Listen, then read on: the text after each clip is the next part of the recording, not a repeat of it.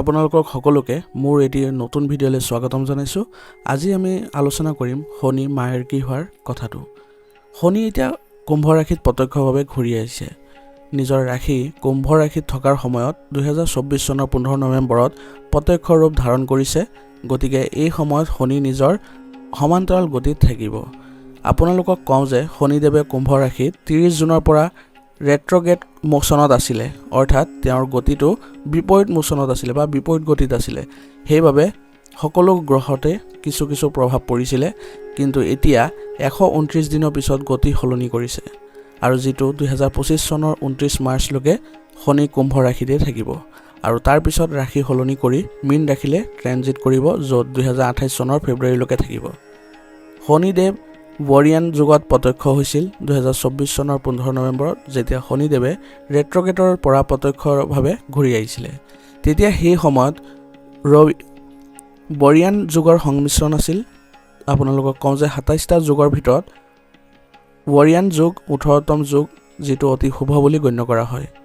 এই যুগ বৃহস্পতি আৰু ভগৱান কুবেৰৰ লগত জড়িত।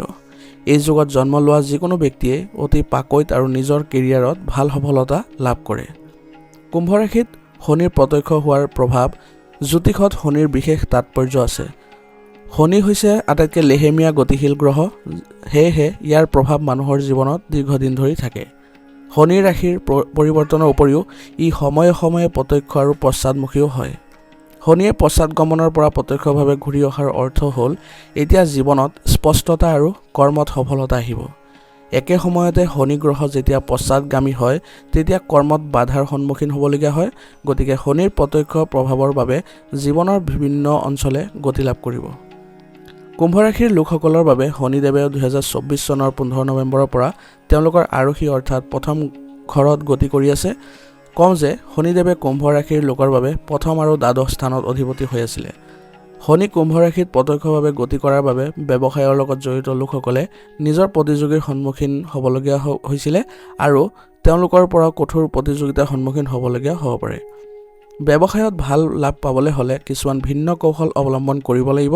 একে সময়তে কৰ্মক্ষেত্ৰত নিয়োজিত লোকসকলেও নিজৰ ঊৰ্ধ্বতন বিষয়ৰ সৈতে বিবাদত আদিৰ জড়িত হ'ব পাৰে। স্বাস্থ্যৰ ক্ষেত্ৰতো সাৱধান হ'ব লাগিব। এই সময়ছোৱাত আপোনালোকৰ লগত কোনো দুৰ্ঘটনা আদিও হ'ব পাৰে। জ্যোতিষত শনিদেৱৰ গুৰুত্বৰ বিষয়ে ক'বলৈ গ'লে শনিদেৱ হ'ল বিচাৰক, অনুশাসনৰ গ্ৰহ আৰু ফলাফলৰ দাতা। গতিকে শনিদেৱ এটা লেহেমীয়া গতিশীল গ্ৰহ, যাৰ বাবে ই দীৰ্ঘদিন ধৰি এটা ৰাশিত থাকে। শনিদেৱ মকৰ আৰু কুম্ভ ৰাশিৰ অধিপতি। তুলা ৰাশিত ই সৰ্বাধিক আৰু মেঘ ৰাশিত সৰ্বনিম্ন, আনহাতে পুষ্য, অনুৰাধা আৰু উত্তৰ ভাদ্ৰপদ নক্ষত্ৰৰ প্ৰভু। ৰাশিফলত যদি শনি কোনো শুভ স্থানত থাকে তেনেহ'লে শনিদেৱ ভাল ফল দিয়ে, আনহাতে যদি কোনো অশুভ স্থানত থাকে তেনেহ'লে ব্যক্তিজনৰ কামত কিছু পলম বা বাধাৰ সৃষ্টি হয়। গতিকে এইবোৰ আপোনালোকে প্ৰভাৱ গম পালে। এতিয়া আমি আগবাঢ়িম আমাৰ যিবোৰ ৰাশি আছে, 12 ৰাশিৰ ভিতৰত কি প্ৰভাৱ আহিব এতিয়া বৰ্তমানে যিহেতু শনি এতিয়া সমান্তৰাল গতি লাভ কৰিছে। গতিকে 12টা ৰাশিৰ বিষয়ে মই ক'ম, কিন্তু ইয়াৰ পূৰ্বে আপোনালোকে জানিব লাগিব যে শনিৰ কি কাৰকৰ ফলত বা কি স্থানৰ ফলত আপোনালোকৰ ৰাশিত প্ৰভাৱিত হ'ব। আপোনালোকে এই ভিডিঅ'টো ভালদৰে চাব আৰু আপোনালোকে শেষত জনাব যে আপোনালোকে কেনেকুৱা পাইছে, ভিডিঅ'টোৰ দ্বাৰা আপোনালোকে উপকৃত হৈছে নেকি। যদি উপকৃত হয় তেনেহ'লে নিশ্চয়কৈ লাইক আৰু কমেণ্ট নিশ্চয়কৈ কৰিব। শনিৰ গতি পৰিৱৰ্তনৰ ফলত মেঘ ৰাশিত কি প্ৰভাৱ পৰিব আহক জানি লওঁ। মেঘ ৰাশিৰ লোকসকলৰ বাবে শনি 10ম আৰু একাদশ স্থানৰ অধিপতি হোৱাৰ বাবে আপোনাৰ একাদশ স্থানত প্ৰত্যক্ষ হ'ব। গতিকে আপোনাৰ ধন লাভ হ'ব আৰু লগতে আপোনাৰ এই লাভৰ ঘৰত ট্ৰেনজিট কৰাৰ ফলত প্ৰত্যক্ষ শনিদেৱৰ প্ৰভাৱ ভাল হ'ব আৰু লগতে আপোনাৰ কেৰিয়াৰ আদিতো পৰিৱৰ্তন দেখিবলৈ সক্ষম হ'ব। কিন্তু এই পৰিৱৰ্তন আপুনি লাহে লাহেহে অনুভৱ কৰিব আৰু আপোনাৰ যিবোৰ ব্যৱসায় আছে, আপোনাৰ যিবোৰ ধৰক চাকৰি আছে, সেইবোৰত আপুনি অতি সোনকালে লাহে লাহে আপুনি প্ৰভাৱবোৰ দেখা পাব আৰু আপোনাৰ ব্যক্তিত্বত কিছু পৰিৱৰ্তন দেখিবলৈ সক্ষম হ'ব।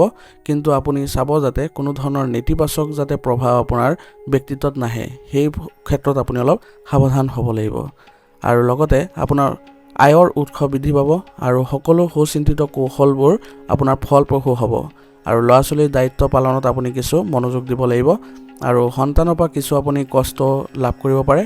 গতিকে সন্তানৰ কাৰ্যকলাপত আপুনি কিছু চকু দিব লাগিব আৰু লগতে তেওঁলোকৰ পঢ়া শুনাটো কিছু প্ৰভাৱিত হ'ব পাৰে গতিকে এইবোৰ ক্ষেত্ৰত আপুনি তেওঁলোকক সতৰ্ক কৰিব আৰু লগতে এই প্ৰভাৱবোৰৰ পৰা আপুনি বাচিব হ'লে বা ইয়াৰ সুফল পাব হ'লে আপুনি উপায় কৰিব পাৰে যেনে আপুনি শনি মন্দিৰত গৈ শনিবাৰে তিল দান কৰিব ইয়াৰ যোগেদি আপুনি ভাল কিছু প্ৰভাৱ দেখিবলৈ সক্ষম হ'ব আৰু আপুনি এই প্ৰভাৱবোৰ থাকিব আপোনাৰ 15 নৱেম্বৰৰ পৰা আৰম্ভ কৰি 30 মাৰ্চলৈকে ধন্যবাদ যদি আপোনালোকৰ কিছু শংকাত আছে তেতিয়াহ'লে একো আপুনি চিন্তা নকৰিব আপুনি কেৱল বিশ্বাস বজাই ৰাখিব আৰু আপুনি লগতে ধ্যান কৰিব যাতে আপোনাৰ সকলোবোৰ ক্ষেত্ৰতে আপুনি ভাল ফলাফল দেখুৱাবলৈ সক্ষম হ'ব সেইটো মনত ৰাখিব তেতিয়া কোনো ধৰণৰ গ্ৰহ নক্ষত্ৰই আপোনাক কোনো ধৰণৰ প্ৰভাৱিত কৰিব নোৱাৰে গতিকে আজি আপোনালোকৰ বাবে এইখিনিতে মেঘ ৰাখি সামৰিছোঁ